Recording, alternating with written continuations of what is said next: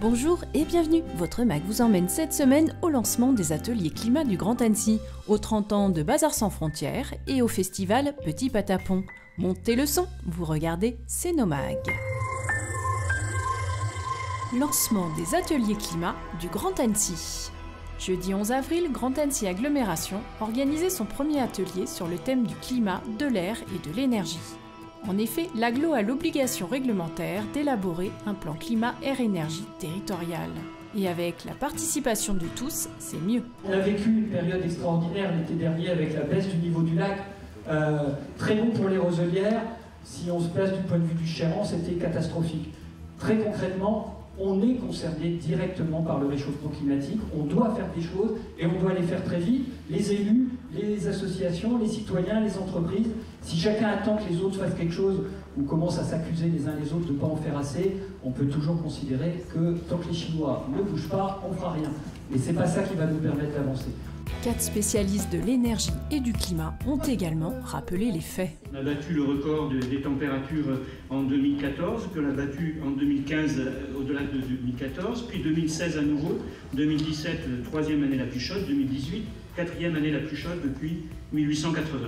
Donc évidemment le réchauffement climatique ne s'est pas arrêté, mais il y a des fluctuations, il y a des variations qui sont d'origine naturelle. Mais par contre, on sait aujourd'hui, je le redirai tout à l'heure, que l'essentiel du réchauffement depuis le milieu du XXe siècle est bien lié aux activités humaines.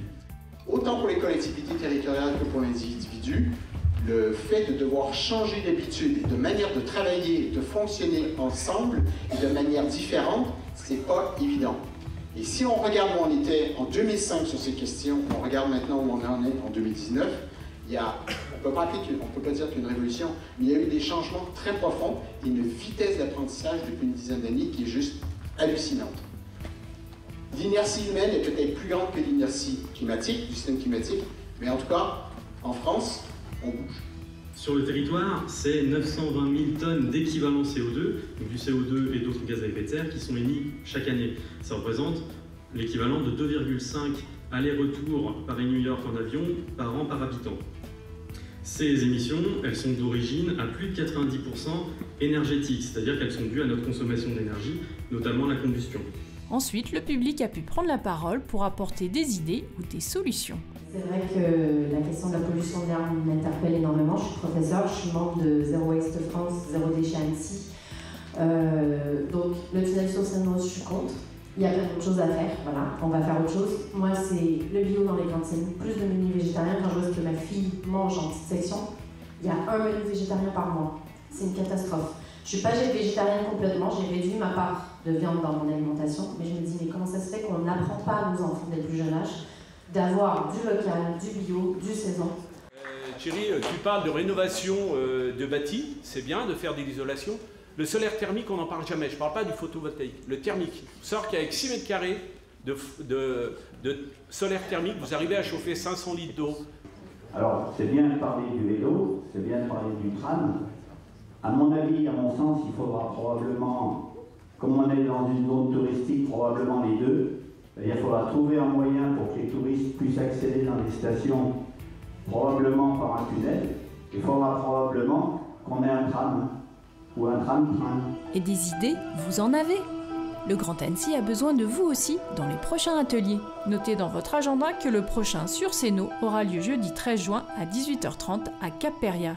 Nous devons tous ensemble améliorer la situation en matière climatique. 30 ans de Bazar sans frontières. Cette année, cette grande association fête ses 30 ans d'existence. Créée le 3 avril 1989 par Georges Dubreuil, antiquaire, afin de mettre ses compétences au service d'une cause sociale et solidaire. Au tout départ, Georges Dutreuil, le fondateur, avait voulu créer une association pour essayer de récupérer tous les meubles, les objets qu'il avait trouvés, d'abord à Genève et puis ensuite en Haute-Savoie. Et puis, il s'est entouré d'une équipe de bénévoles et ils ont formé une association pour faire travailler des personnes qui étaient éloignées de l'emploi, des gens en précarité. Au départ, on est parti avec quelques salariés et puis au fil des dispositifs, actuellement, donc les salariés en insertion ont des contrats à durée déterminée d'insertion, qui est un dispositif d'État pour accompagner des personnes pour se remettre en route sur le marché du travail. Il y a un gros besoin pour faire travailler des personnes en insertion. On va dire, hélas, il y a beaucoup de personnes qui sont encore éloignées de l'emploi, mais on a un développement qui est important, on a une activité économique qui est importante et qui va en croissant. Depuis 3 ans, on a plus de 900 000 € de chiffre d'affaires, c'est-à-dire de revenus tirés des objets que l'on vend, que l'on rénove et que l'on vend. Voilà, c'est un chiffre qui est en accroissement. Et c'est une activité qui est bonne. Alors bien sûr, nous sommes liés aux politiques publiques, puisque nos financeurs sont l'État, le département, la région, l'Europe. Jeudi 11 avril, lors de l'Assemblée générale de Bazar sans frontières, un programme tout particulier avait été concocté par le conseil d'administration. Et en plus de l'AG, on a prévu pas mal de choses. On a prévu un défilé de mode organisé par nos salariés avec les habits qu'on nous a donnés à Bazar. Ensuite, on aura une remise de médailles par Madame Camusso aux bénévoles qui sont engagés depuis très longtemps chez nous. Monsieur Dutreuil, le fondateur de Bazar, sera aussi remercié par le président. Et puis après l'AG formel, on aura Madame Martinez qui est directrice de la Direct 74 qui présentera l'insertion du point de vue de l'État. Une fois n'est pas coutume, l'AG a eu lieu à Bonlieu-Saint-Eugène-Verdun afin de créer un bel événement ouvert au public. Et le défilé de mode a attiré la famille et les amis des salariés en insertion, mais aussi les clients de Bazar. En fait, c'est eux qui ont voulu faire ça, c'était leur idée. Ils ont beaucoup travaillé là-dessus, ils ont répété. C'est surtout les salariés du linge, bien sûr, qui étaient motivés pour l'organiser, mais il y a des salariés de tous les ateliers qui défilent, des hommes, des femmes. Donc ça va être super sympa, il y a tous les âges, comme ça les gens verront vraiment ce qu'on vend à Bazar et les choses sympas qu'on peut avoir. Voilà. Puis ça met en valeur nos salariés. Ils nous ont proposé de défiler, moi j'ai dit oui. Qu'est-ce qu'on a préparé? On a choisi les tenues, on s'est entraîné, on a répété, et aujourd'hui c'est le grand jour. Le défilé de mode pour le trottoir de Bazar, ça fait 2 mois, même plus, nous commençons à mettre le linge sous côté. C'est vous qui avez choisi votre tenue? Oui, ouais, ça c'est obligation. Ouais. Ça va parce qu'on est avec les collègues, on les connaît depuis longtemps maintenant et Bazar c'est une super équipe, on est tous les uns avec les autres et le stress on le gère tous ensemble. Un stress très bien géré par ces mannequins d'un jour. Une belle ambiance régnait lors de ce défilé. Lors de cet AG, les projets futurs ont également été soulevés. On essaye bien sûr d'améliorer toujours notre activité, de faire mieux et notamment de faire mieux pour intégrer de plus en plus de personnes dans le milieu classique du travail. Et oui, le but est que tous les salariés passant par Bazar trouvent un emploi stable à l'issue de leur contrat d'insertion. Allez, encore beaucoup de travail pour les 15 bénévoles du conseil d'administration, les 15 bénévoles des ateliers, les 17 salariés permanents pour encadrer les 70 postes d'insertion. Et oui, Bazar sans frontières est le plus important chantier de réinsertion agréé de Haute-Savoie. Alors, longue vie à Bazar sans frontières. 12e édition du festival itinérant Petit Patapon. Du 30 mars au 4 mai, 26 structures de la Haute-Savoie organisent des ateliers, des jeux, du spectacle vivant et du cinéma pour les 2-6 ans. Historiquement, c'était surtout spectacle vivant et les livres jeunesse, donc en médiathèque. Et puis, à partir de 2012, on y a incorporé du cinéma. Donc, on propose aussi une sélection de 5 films, qui sont plutôt des programmes de court-métrage, pour les tout-petits. Mais vous pouvez aussi trouver des ateliers de cuisine, de couture, une sélection de jeux qu'on peut retrouver dans les ludothèques. Donc il y a vraiment énormément de choses. Les mercredis 17 et 24 avril, la médiathèque de Sénaux proposait une animation jeu « Alors on joue » dans son espace jeu, ainsi que des tout petits tulis les samedis 13 et 27 avril, sans oublier des séances travelling les mercredis 10 et 24 avril. On essaie de trouver des pépites, c'est-à-dire des petits films réalisés par des studios moins connus, des studios chinois, russes, tchèques, qui ont beaucoup de prix dans les festivals. Et aussi des films connus par le petit public, parce que c'est pour eux, c'est 2-5 ans, c'est petit. Et à la fin de la séance, les gens peuvent emprunter les DVD que je présente. On met en présentation la sélection parce qu'on fait toujours on a plus de films, on n'a pas le temps, hein, 40 minutes, de leur présenter beaucoup de films. Mais on leur donne envie de venir emprunter et participer à nos séances travelling.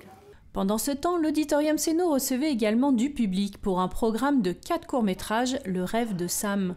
Et c'est déjà 14 séances de cinéma qui ont eu lieu à l'Auditorium depuis le début du festival.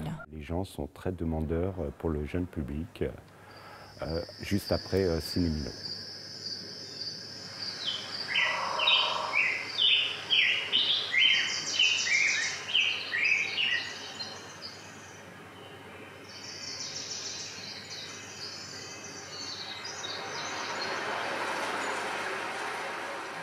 Les films qui sont proposés à Petit Patapon sont d'une tranche d'âge un peu plus jeune, c'est-à-dire de 0 jusqu'à 5 ans. Il y a 5 programmes et les 5 programmes sont diffusés dans toutes les salles, y compris à l'Auditorium de Céno. Une grande journée festive clôturera ce festival le samedi 4 mai à Renoir à Crangevrier. Toutes les infos sont sur petitpatapon.net. Voici votre agenda du 29 avril au 5 mai sur Céno, commune déléguée. L'exposition Les couleurs de Sibérie, sélection de tableaux russes, est visible dans l'atrium de l'Hôtel de Ville de Céno jusqu'au 9 mai. L'exposition de peinture, ville et d'après-nature de Caril, c'est jusqu'au 10 mai au Polyèdre. Lundi 29 avril à 19h30, conférence débat sur le burn-out parental ou comment être un bon parent imparfait. Animé par Denise Dulian, psychothérapeute. L'entrée est libre, c'est au Polyèdre. Mardi 30 avril, permanence du service urbanisme à la mairie déléguée de Céno de 14h à 16h. La prochaine permanence aura lieu le 28 mai. Si vous êtes intéressé, prenez rendez-vous au 04 50 33 45 00. Mardi 30, c'est aussi la représentation du stage de l'écrit en jeu à l'Auditorium Céno à 20h30, avec la pièce Oncle Vania de Anton Tchekhov, mise en scène par Françoise Mémone. Tarif unique 5 €. Jeudi 2 mai, projection du film documentaire Népal à chacun sa voix à l'Auditorium à 20h30. Rediffusion dimanche 5 mai à 20h30.